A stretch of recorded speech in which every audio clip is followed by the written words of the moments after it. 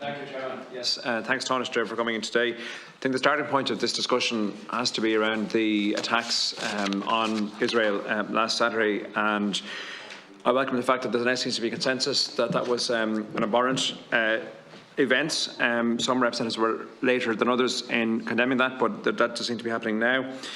I understand that there is traditional sympathy for Palestine in Ireland, and I share that, and that's reasonable, but I think that there is almost a truism that you cannot condemn Hamas, or you cannot express an opinion on the attacks without also saying, well, also Israel have done the following, and talking about international law and some of the many things that they have gotten wrong, and some things that they've done which are out of order. But it doesn't seem to work the other way. It seems to be fine to slam Israel and to march outside the embassy and to send email campaigns into us. I've received hundreds of emails, I'm sure we all have in recent days. I searched in the emails, there's a template email, Control F. Hamas doesn't appear once in the email. I responded to a few of them saying, thanks for your email. Do Israeli lives not count? Because that is the tenor of some of the debate. If people had marched in international capitals outside American embassies after 9/11, people would have rightly said, what's happening here? Why are we condemning the place that's being attacked? Why are we going out to march against embassies? Why are people trampling outside the Israeli embassy in Dublin and trampling on flowers that were laid after 1,400 of their citizens were raped, murdered, taken hostage, carried away across the border? I think I'm a fair-minded person. I understand Israel hasn't covered itself in glory and how it's managed Palestine in the past. I completely understand that. But let's be real here. Abhorrent war crimes, terrorism brought to the door, as the Taoiseach just said, the worst fears realised.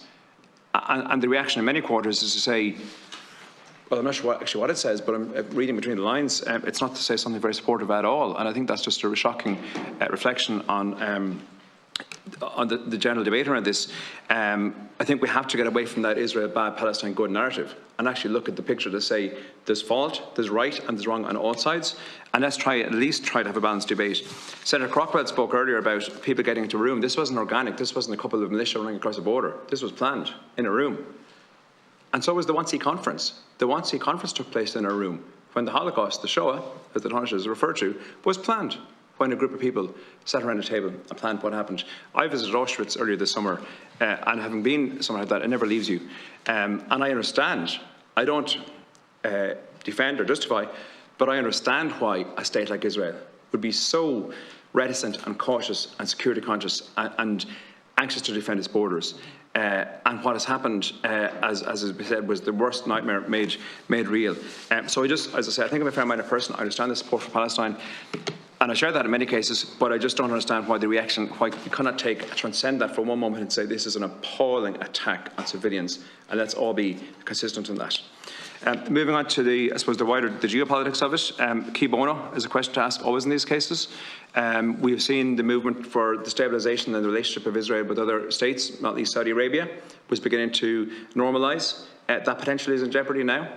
We've seen the focus taken off the Ukraine conflict and the Eastern European annexation, continued annexation by Russia of states from the Crimea, Georgia, into Ukraine and further on, that we're all very well familiar with in this committee.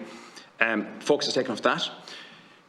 I suspect there are higher level actors participating to this, encouraging, sponsoring, grouping Iran, Russia.